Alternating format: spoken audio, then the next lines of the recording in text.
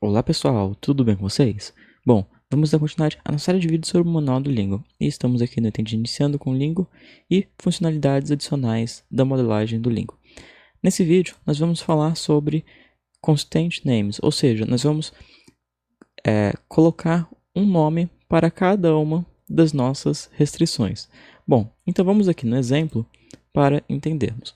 Nós temos aqui o nosso modelo de transporte que nós utilizamos como exemplo. Quando nós solucionamos e abaixamos aqui o relatório, nós temos as informações de folga ou excesso e a informação do dual price, que é o preço sombra.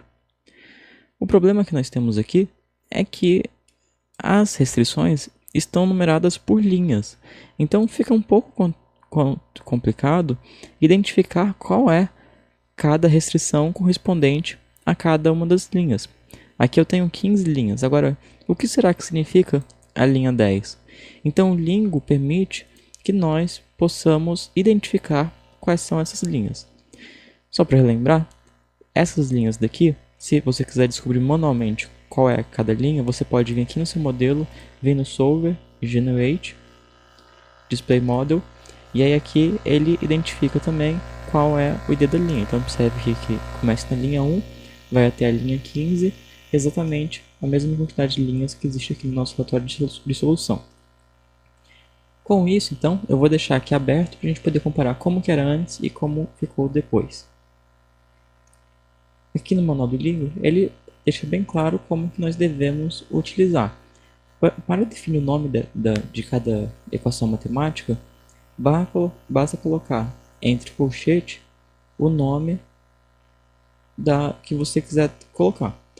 A única restrição que existe em relação ao nome é que ele deve começar com uma letra, ou seja, de A a Z. Depois pode ter número ou letra e o underscore, com no máximo 64 caracteres. Então, respeitando essas regras, vamos fazer o quê? Vou definir então primeiro a função objetiva, então vou botar aqui FO, é a nossa função objetivo. Que agora surge a questão. Nós devemos vir aqui. Eu vou solucionar o modelo para nós vermos já. Eu vou solucionar. Vou abaixar aqui embaixo.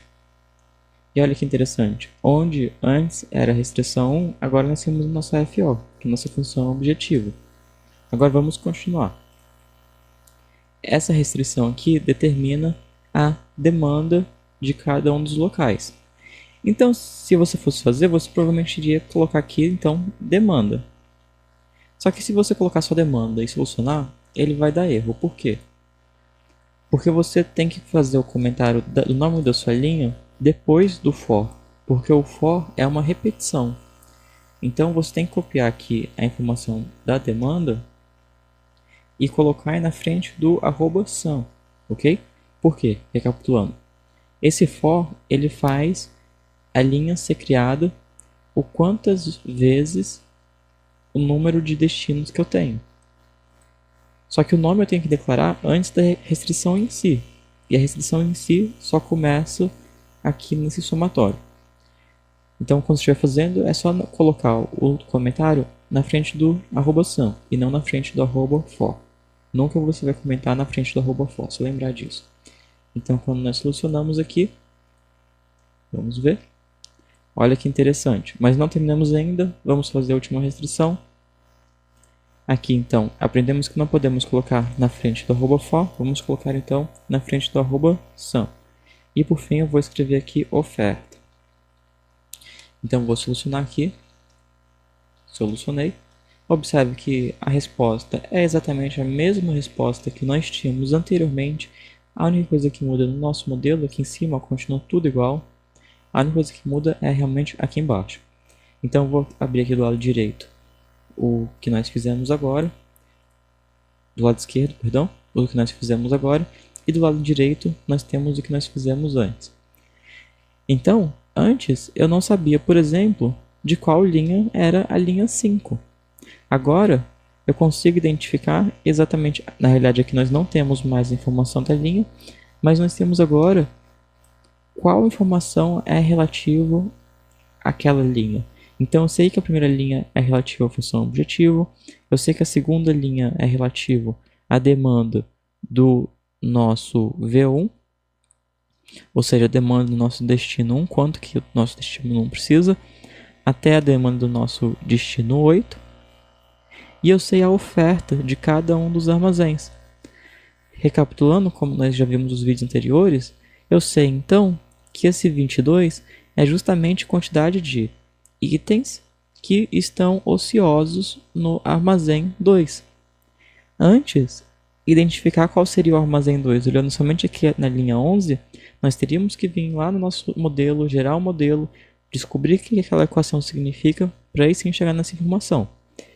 E agora que nós identificamos o que é essa linha, nós conseguimos identificar. Então, nesse modelo, como nós já vimos anteriormente no vídeo sobre folga e excesso, eu sei aqui que esse 22 diz justamente que lá no armazém 2 nós temos essa folga de dispositivos sobrando. Bom, então isso daqui é extremamente útil. Aqui no manual ele recomenda fortemente que você faça isso, porque depois no seu modelo, nas suas respostas, no seu modelo, muito provavelmente você vai ter muitas linhas, muitas restrições. E interpretar isso manualmente depois dará muito trabalho. Então, é interessante que você já identifique aqui no seu modelo, que aí na hora que você soluciona, ele já traz as informações mais preparadas para você. Bom, então outros vídeos como esse você encontra aqui no canal e no site sudocontrol.com.br. Não se esqueça de deixar suas dicas e sugestões para os próximos vídeos aqui nos comentários. Eu te conto em breve, abraços e até mais!